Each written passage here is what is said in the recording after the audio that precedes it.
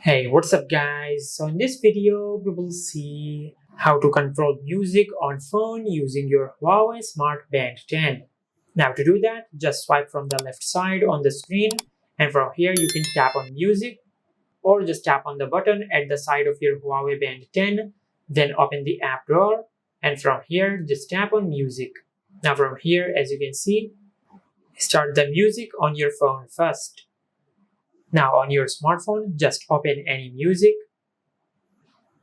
Now you can play or pause the music from here, just like that.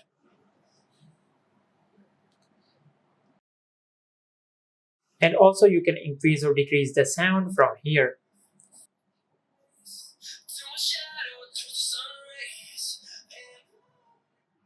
just like that. Also you can jump to the next track from here.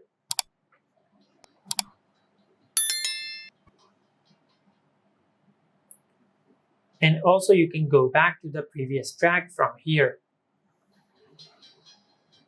And this is how you can control music on phone using your Huawei Band 10. Make sure to like, comment and subscribe. Thank you for watching.